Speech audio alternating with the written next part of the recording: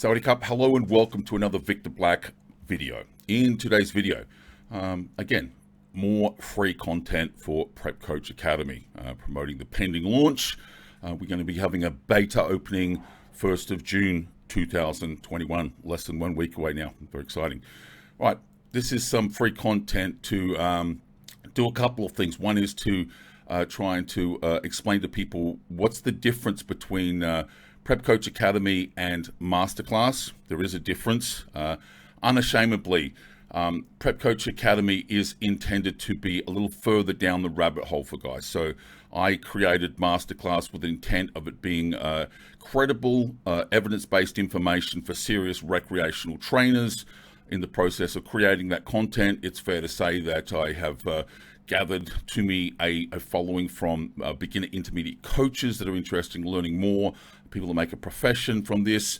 I think it's fair and reasonable to say that at $15 a month, Masterclass is aimed at recreational trainers, and there is, in my opinion, a place in the marketplace for educational materials from those that make a living from this, And I think that they can afford to put their hands a little deeper in their pocket than $15 a month if you're making a living here. So that is the short summation of the difference between the two. Let's talk about an interesting subject here. I want to explain today what I'm going to be coining moving forward as the Black Method, the Victor Black Method. Now, I will be very honest, I have been very, very reluctant in the past to kind of try and put my name against things as though I owned it. And the reason behind that is we're all standing on the shoulders of giants. I will give you an example. I'm a fan of rest pause progression modeling, but if you understand rest pause, that terminology has been around a very, very long time. It most certainly, without question, predates Dante Trudell's dog trap training method, and he acknowledges that. He's not claiming he invented it. It's just part of his programming. It pre-exists that. But interestingly, over the last 10 years or so, you've had a number of individuals that, for one of a better word, I don't know why, they just want to rebrand the principle so that they can call it my reps, or they can call it partial reps, so that, effective reps. It's called rest pause, guys. It's been around a long time, and it certainly, as I said, predates Dante's teachings. And because of that, I've been really reluctant to put my name against something. But you know what?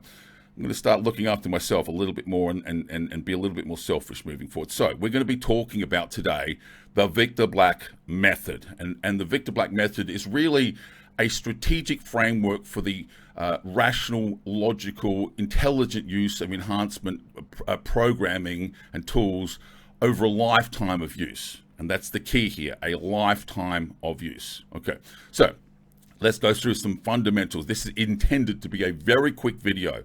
I will, in Prep Coach Academy, be drilling down in infinite levels of detail into all of this, and this is the separation point. This type of video you can expect in Masterclass. It's a high-level gloss over the top, and if you say, "Wow, I found point 4 really interesting. Can you talk to me more about exactly what that means, Victor?" Welcome to Prep Coach Academy. Okay, step 1. I think you need to get as far as you can get naturally. Now, everybody that listens to my content knows that I tell people I trained and competed as a natural bodybuilder for 20 years before I touched any drugs. And I think that massively impacted a lot of my points of view about drug use, especially how much drugs you need. If you go to a decent amateur natural bodybuilder who's competitive and offer him 300 milligrams of testosterone, I'm telling you, he is not going to tell you that's not enough. That doesn't do anything. You put that into someone who's doing everything right, and they start to grow. Right now, I agree, if you put 300 milligrams of testosterone into someone that doesn't understand how to train, that doesn't understand how to eat, is doing pretty much everything half-assed, then they may get a fairly lackluster response to that. And there's a very, very big difference between what happens when you give a natural that's doing everything right a certain amount of drugs versus you give someone that doesn't really understand the fundamental principles of training and nutrition and stress management and sleep hygiene, that same amount of drugs. Not only is it genetics, clearly there is a intra-individual genetic response, but it's everything else you do before you sprinkle the magic fucking, cough drops on top, as it were. Okay, so get as far as you can naturally. 2, never use pharmacology to do what can be done naturally. In other words, I just appalled at this idea of cutting cycles. Like the idea of elevating your risk profile using pharmacology so that you can wash off 10, 15, 20 pounds of body fat is just ludicrous. We take our break from the stress of drugs during fat washout phases, and we can do that very easily. Yes, I do agree we would leave a certain amount of androgens in place, and there's drugs like, 2 units of growth hormone, for example. These are going to be contributing to the consequence of fat loss. So it's not like you're in androgens. It's not like growth hormone doesn't add to fat loss. Now, if we're talking about competition preparation, clearly for competitors, that's the period of potentially the greatest exposure and the greatest risk. I agree with that. That's reality. But if you're just a serious recreational trainer or you're on your journey, you need to align this idea that you do what you can do naturally and you use pharmacology for what you cannot do naturally. For example, if you get to the point where you reach your upper limits of natural tissue acquisition, you need those drugs to keep going. To put another 20 pounds of tissue on is not going to happen without the pharmacology, okay? But to wash off 20 pounds of fat, you don't need drugs to do that. So we take our breaks, guys, when we're doing things that can be done naturally, and we use pharmacology to leverage things that you can only realize with pharmacology. This is just a fundamental flaw of the entire tribe. The entire premise of quote-unquote cutting cycles, right, is complete and absolute stupidity.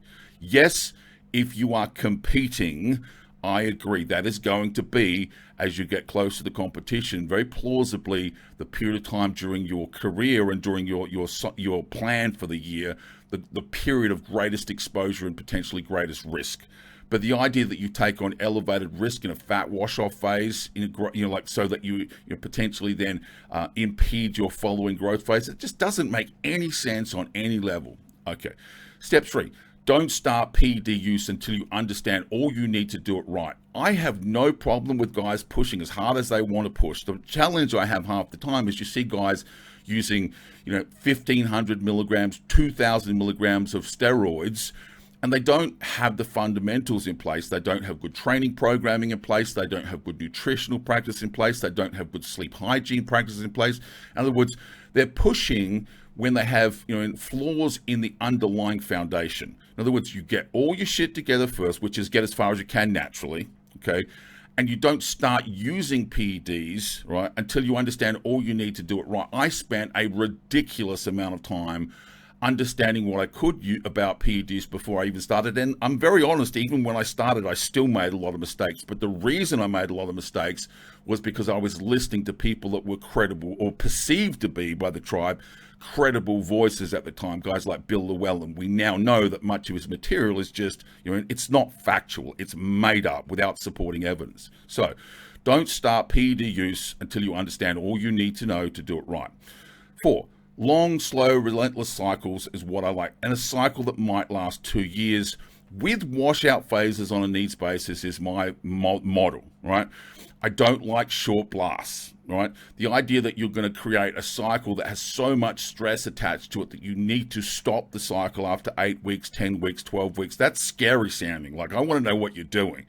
I want to take drug models that provide enough growth promotion functionality to progress against our goals, but not incur enough stress that we need to wash off that stress after very short exposure periods. We've seen, studies that basically show that, something like 600 milligrams of testosterone, and I am not recommending you take 600 milligrams of testosterone. I'm simply using as an example, in healthy young men over a 20-week period, there are consequences of that action, all right? But they're relatively moderate. They're what we would generally refer to as tolerable. And I think that level of tolerance can be improved even further by not simply using testosterone in a monotherapy. So in other words, long, slow, relentless cycles, that might last as much as 2 years of exposure. And clearly we need to factor in washout phases, but those washout phases are not predetermined. That's the big separation point with me. I don't start here and finish in 12 weeks because I start here and look continuously and relentlessly at the stress that's being uptake by the process, being incurred by the body in the process. And at any point that we need to wash that out, we wash it out.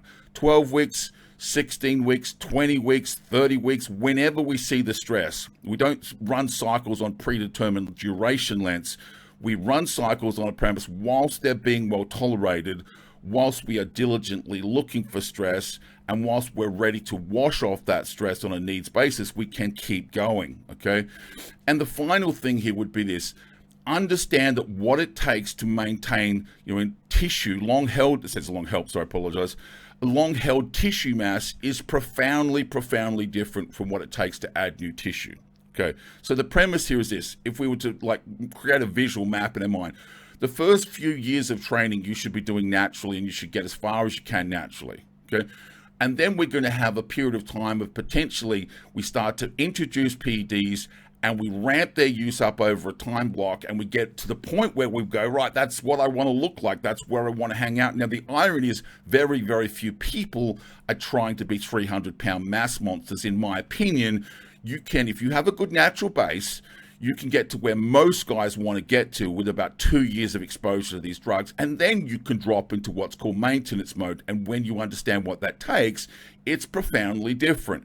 The amount of training volume that you need to basically incur to maintain tissue mass, the amount of food intake that you need to maintain tissue mass, and the amount of pharmacological agents, we'll call them growth promoters, that you need to basically maintain long-held tissue mass is profoundly different than what it takes to grow. At my point, at my age, I'm not joking when I say I could probably lower my intake levels to what people would be considered unbelievably low doses and still maintain my existing tissue mass, because I train hard, I eat right, I sleep right, and I need some drugs to maintain my unnatural position, but really not a lot. But the point being is, if I wanted to attempt to add another 10 pounds to my frame at this stage in my career, I'm saying can't be done, but I'm telling you that the stars will need to be aligned, and the amount of drugs that I would need to use to realize that outcome at this point in my career would be, in my opinion, an unwise move for someone of my age.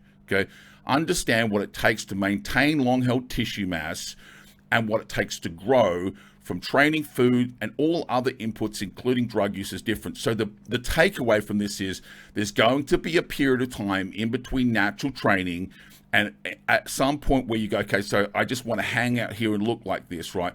That you're going to incur periods of elevated stress, what we would call unsustainable stress. And so the overall framework is you want to do that in such a way that it's the least amount of time in that zone, as it were, as possible. Okay, some principles quickly to go through this. Use the right tool for the right job. Healthy young men have no business fucking around with SARMs. I've spoken about this to death, right? Don't unnecessarily vilify drugs just because Billy Big Pants 56 said so on some forum, right? Drugs like insulin get a very bad rap because people basically don't understand how insulin works. I am all about basically understanding there is a difference between use and abuse of every single drug there is. It doesn't matter whether it's clenbuterol, androgens, anabolic steroids, recombinant human growth hormone, insulin, every single drug there is, the dose is the poison. The more you take, okay, the more it works, okay, but also the greater the problems come. And very low level use of androgens, very low level use of recombinant human growth hormone, and very low use, strategic use of insulin are tools that plausibly, when used in combination, allow us to use less anabolic steroids. Using a little bit of growth hormone and a little bit of insulin plausibly means that you can use less steroids. Now, I completely agree that's not how our tribe work. Our tribe basically run steroids to abusive levels, and then they start on the growth hormone, then run that to abusive levels. Then they start on the insulin and run that to abusive levels, and that's not what I'm saying. I'm saying I would rather see guys using a little bit of multiple metabolic pathway modulators, all synergistically contributing something to the discussion for hypertrophic growth, than unnecessarily abusing any one or two pathways. Okay, don't do cutting cycles, don't do body recomposition cycles. That doesn't make any sense. The reason body recomposition cycles don't make sense, in my opinion, is they are literally opposing vectors to each other. what you need to do to create new tissue and what you need to wash off new fat are literally going in different directions to each other. I understand the desire, and I'm not for 1 second going to say, look, over-fat beginners are going to see body recomposition as a consequence of their actions. That's an expectation in over-fat beginners. But if you're an intermediate lifter, you're at the point where you're using enhancement tools, you will be far better served by setting yourself up into distinct growth phases and fat wash-off phases, where you use the right tools in the right vectors at the right times to realize the best, fastest, most efficient possible outcome, and then change the vector in the opposite direction. Sitting in the middle, trying to realize an outcome that literally requires opposing inputs that just doesn't make any sense. Don't front load. You don't incur stress at the beginning of a cycle. You're going to carry that throughout the cycle. You start off nice and slow, and you very, very, very gradually turn the volume up, gently as you go.